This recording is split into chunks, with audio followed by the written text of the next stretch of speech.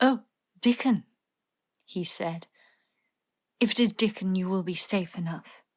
He's as strong as a moor pony as Dickon." "And he's trusty," said Mary. "He's the trustiest lad of Yorkshire." She had been talking Yorkshire to Colin, and she forgot herself.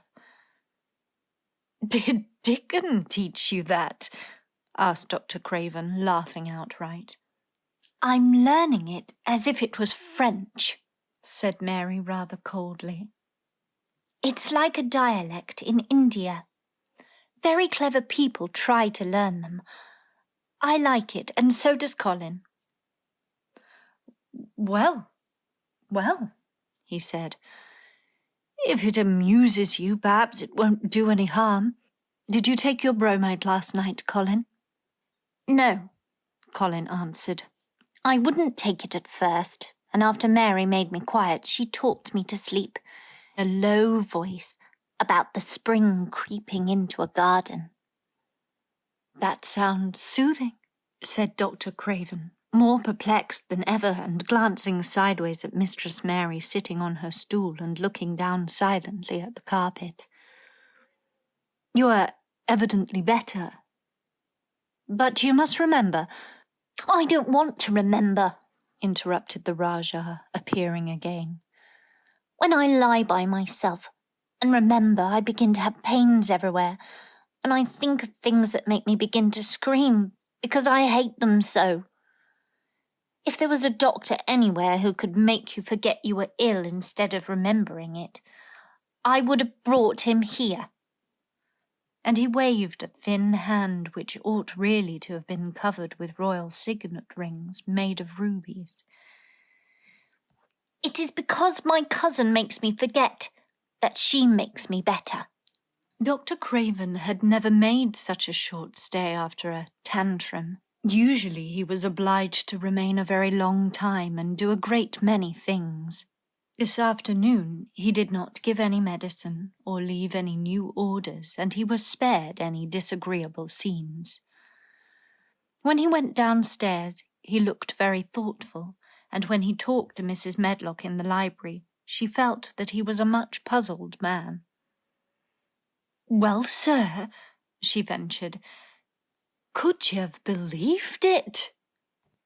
"It is certainly a new state of affairs," said the doctor, "and there's no denying it is better than the old one. I believe Susan Sowerby's right. I do that," said Mrs. Medlock. "I stopped in her cottage on the way to Thwaite yesterday and had a bit of talk with her. And she says to me, 'Well, Sarah Ann, she mayn't be a good child, and she mayn't be a pretty one, but she's a child, and children needs children. We went to school together, Susan Sowerby and me. She's the best sick nurse I know,' said Dr. Craven. 'When I find her in a cottage, I know the chances are that I shall save my patient.'" Mrs. Medlock smiled. She was fond of Susan Sowerby.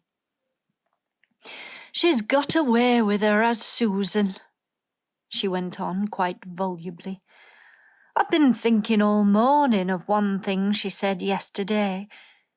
She says, once when I was giving the children a bit of a preach after they'd been fighting, I says to 'em all, when I was at school, my geography told us the world was shaped like an orange, and I found out before I was 10 that the whole orange doesn't belong to nobody.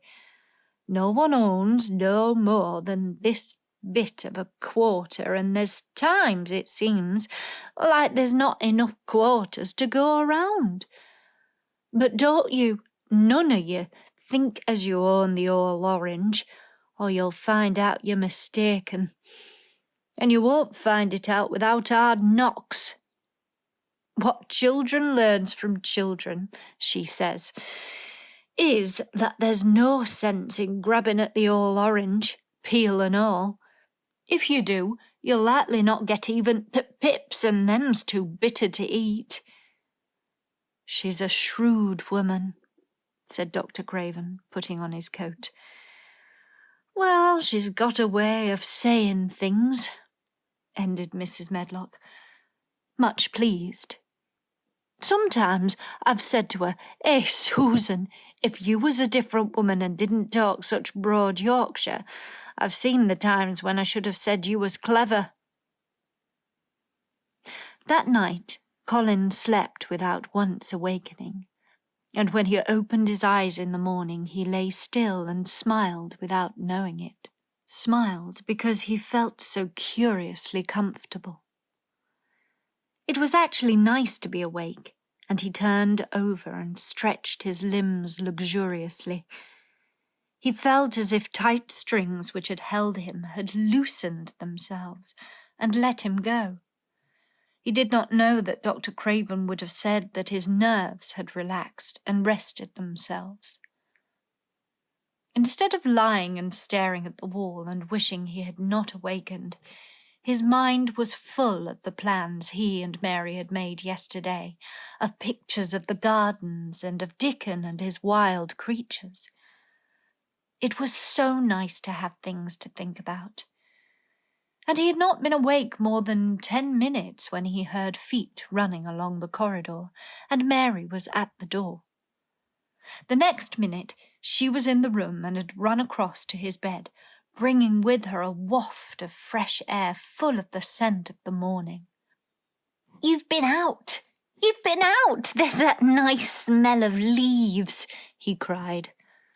She had been running, and her hair was loose and blown, and she was bright with the air and pink-cheeked, though he could not see it. "It's so beautiful," she said, a little breathless with her speed. "You never saw anything so beautiful. It has come. I thought it had come that other morning, but it was only coming. It is here now. It has come. The spring. Dickon says so." "Has it?" cried Colin, and though he really knew nothing about it, he felt his heart beat. He actually sat up in bed. "Open the window," he added, laughing half with joyful excitement and half at his own fancy. "Perhaps we may hear golden trumpets." And though he laughed, Mary was at the window in a moment, and in a moment more it was opened wide, and freshness and softness and scents and bird songs were pouring through. "That's fresh air," she said. "Lie on your back and draw in long breaths of it. That's what Dickon does when he's lying on the moor. He says he feels it in his veins, and it makes him strong, and he feels as if he could live for ever and ever. Breathe it. Breathe it." She was only repeating what Dickon had told her, but she caught Colin's fancy. "Forever and ever? Does it make him feel like that?" he said, and he did as she told him, drawing in long, deep breaths over and over again, until he felt that something quite new and delightful was happening to him. Mary was at his bedside again. "Things are crowding up out of the earth," she ran on in a hurry, "and there are flowers uncurling, and buds on everything, and the green veil has covered nearly all the grey, and the birds are in such a hurry about their nests for fear they may be too late, that some of them are even fighting for places in the secret garden. And the rose bushes look as wick can be, and there are primroses in the lanes and woods, and the seeds we planted are up, and Dickon has brought the fox and the crow and the squirrels and a newborn lamb." And then she paused for breath. The newborn lamb Dickon had found 3 days before lying by its dead mother among the gorse bushes on the moor.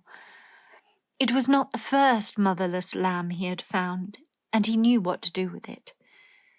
He had taken it to the cottage wrapped in his jacket, and he had let it lie near the fire and had fed it with warm milk.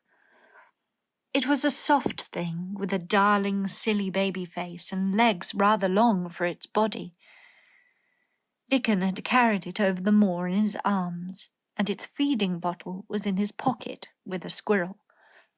And when Mary had sat under a tree with its limp warmness huddled on her lap, she had felt as if she were too full of strange joy to speak. A lamb, a living lamb who lay on your lap like a baby.